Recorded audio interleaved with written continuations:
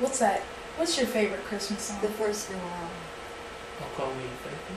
I think it was Silent Night. Silent Night. I think it was Silent Night. And it was just really cool because no phones, no music, just everybody just singing Silent Night. And it was just peaceful. You could hear like the wind and everything. It was just amazing. So again, that's the view.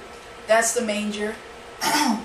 So again, where the sheep would have been drinking yep, right there? Yep, the sheep would be drinking. He was born in that. It didn't seem like she would lay down and have a birth, right? Yeah, that's right. And different places that we went, we would have phrases for them to help us remember, you know, the main thing or something that he wants to challenge us. So the theme for this place, the Christmas story, we call "Keep It Dirty." So that's a manger. This is a sheepfold. So this you is said this is a sheepfold? Yeah. Okay. Can someone read John 10? It might be in John. You got it, or you want me to? You can if you want to. What verse? Verse 1 through 18. 1 through 18? Yes. Okay, mine is the New King James. Most assuredly I say to you, he who does not enter the sheepfold by the door, but climbs up some other way, the same is a thief and a robber. But he who enters by the door is the shepherd of the sheep. To him the doorkeeper opens, and the sheep hear his voice, and he calls his own sheep by name and leads them out. And when he brings out his own sheep, he goes before them, and the sheep follow him, for they know his voice. Yet they will by no means follow a stranger, but will flee from him, for they do not know the voice of strangers. Jesus used this illustration, but they did not understand the things which he spoke to them. Then Jesus said to them again, most assuredly, I say to you, I am the door of the sheep. All who ever came before me are thieves and robbers, but the sheep did not hear them. I am the door. If anyone enters by me, he will be saved, and will go in and out and find pasture. The thief does not come but except to steal, to kill, and to destroy. I have come that they may have life, and that they may have it more abundantly. I am the good shepherd. The good shepherd gives his life for the sheep. But a hireling, he who is not the shepherd, one who does not own the sheep, sees the wolf coming and leaves the sheep and flees. And the wolf catches the sheep and scatters them. The hireling flees because he is a hireling and does not care about the sheep. I am the good shepherd, and I know my sheep and am known by my own. As the Father knows me, even so I know the Father, and I lay down my life for the sheep. The other sheep I have which are not of this fold, them also I must bring, and they will hear my voice, and there will be one flock and one shepherd. Therefore my Father loves me, because I lay down my life, that I may take it again. No one takes it from me, but I lay it down of myself. I have power to lay it down. I have power to take it again. This command I have received from my Father. Amen. So Jesus talks about how he is the good shepherd. He's not a good shepherd. He is the good shepherd. And we were in the middle of this sheepfold, and as I don't have like a little laser pointer, but as you can see, there's a good. So yeah, just point around the wall. It goes all the way up, all the way in the back, and then across. It's surrounded by a pile of rocks that goes up, so the sheep can't get out of it. Okay, and then in this corner, keep pointing that corner right here. In this area, that's the door. So how Jesus is talking about, he is the way.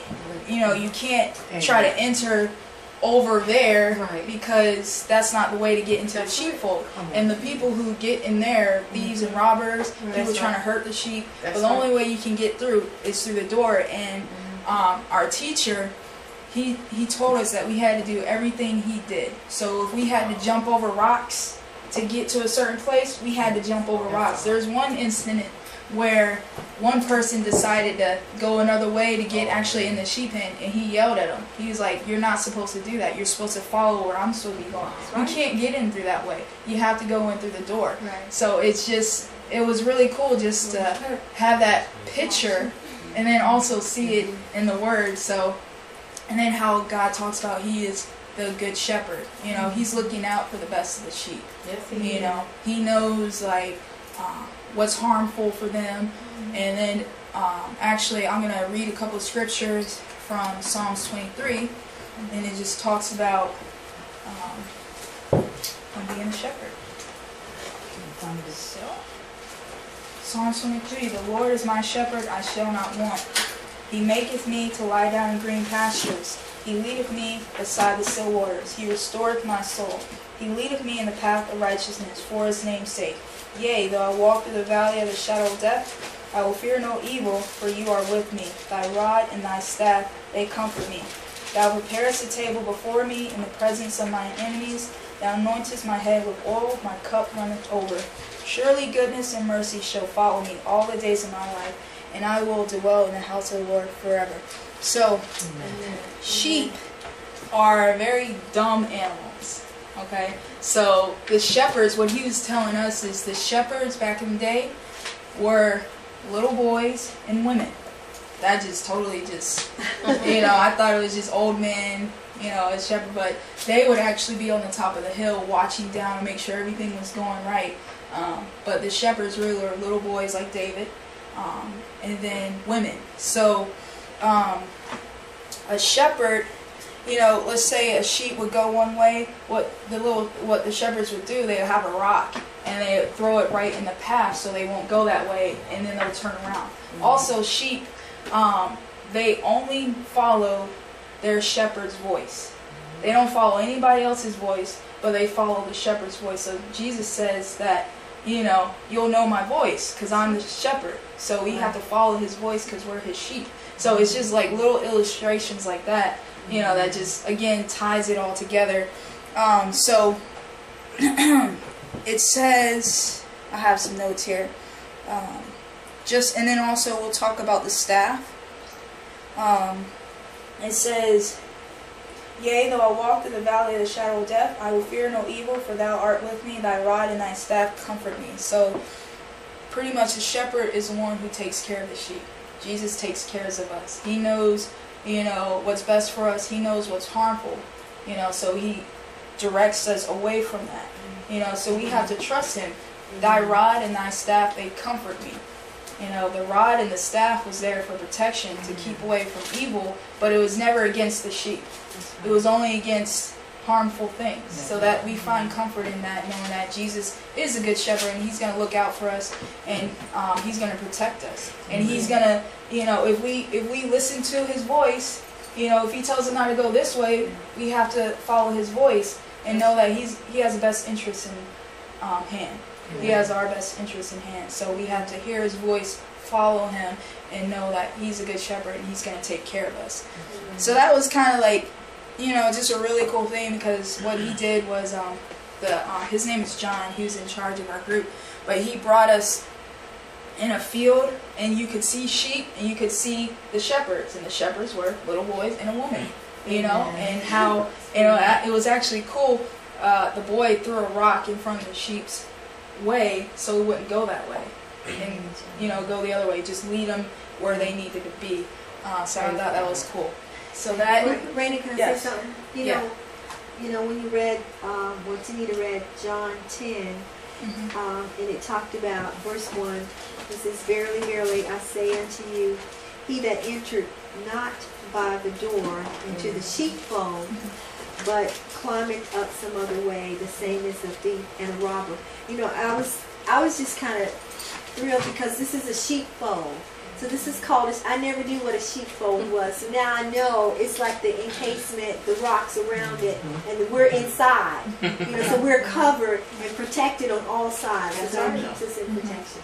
So that's a sheepfold. Well, being an American, when we think of a sheepfold, we probably think of a fenced-in area, with wood and stuff. Yeah. But back then, they weren't building like fences. They used stone, like you see right here. And that's really, you're right. It really does show you how things really were back then. What the word means, Well, what I find amazing is that I always thought the shepherds were men. Yeah, And that it's so women and children. I do too, men with long beards and Yeah, robes. that's what I thought. But then again, with the U.S., a lot of times when you do see shepherds, they are men. So it's almost like we think of the westernized way. Yeah. Yeah, exactly, and that's one of the things that because it's a lot of information. We went I don't know how many places, and it was so much information. But I don't know what happened.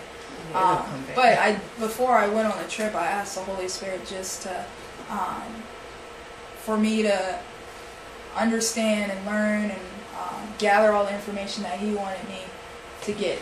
And if it was, there's a lot of speculations of different things, but I wanted to know the truth of something. So I believe the things that I took back with me are the things that He wanted me to know. And then also another cool thing is about anointing the head with oil. Shepherds would pour olive oil, which is very expensive back there. It's like gold in Israel. But they would pour olive oil over the sheep's head so that the bugs and everything would get out of their ears because they couldn't get it out. So that was there to cover them and protect them with that. So yeah, it's just like little notes like that. It's like, oh wow, Okay. So this is my favorite one. So there are a lot of thorns in Israel. There's a lot of speculation, but I thought this was really cool. This is what we call the crown of thorns. It's the plant crown of thorns. So this is a dead one, even though it's still kind of up. But I'll show you this in a minute. So again, they're all over the place. And they're very sharp. I even actually have some scars on my legs from them. But yeah, okay. So they say that they use this plant, which is called the crown of thorns, for Jesus when He had to wear the thorns, because when it's really ripe, it's very strong and it's very sharp. But at the same time, you can mold it and you can bend it to what the shape that you want. So they would bend it into like a crown and do multiple ones and use that. And when it's ripe, it turns purple. And look how strong them. I didn't see. Was that the same? Because when I read that the thorns were 1 to 6 inches long, and that the thorns are actually poisonous, and his head sore twice the normal size. I know. That's used in a different way, right? Okay. That's used in a different way? Well, he told me that he thinks that this would have been the plant that they used, but we never really know. But I just thought that was really cool because my mom was telling me that. I thought the purple symbolizes royalty, and it has to be purple. The plant is purple, and yet it's thorns. That Jesus wore. And you could tell they're sharp. Look how strong they are. They're sharp. And they're everywhere. Ouch. Everywhere. Do the plants get a certain height? Well, those probably got about below knee height. That's more than 6 inches. Yeah, but it could have been, different. But it's interesting. Yeah, it's interesting that they're called the crown of thorns. Yeah. And they're in Israel, and they're growing everywhere. Right. Yeah. And when it's ripe, you can Jesus. mold it and bend it to any other shape that you want. That's the only plant. Mhm. That's interesting. That is interesting. This is what they call the game of the kings. So, when Jesus was being crucified, before they had where they would dress him up, beat him, mock him, bet for his clothes. That's actually a game that they would play back in the day to people So they believe that they were playing the game of the kings to Jesus, and then after they're done taking all his clothes, and they would kill him.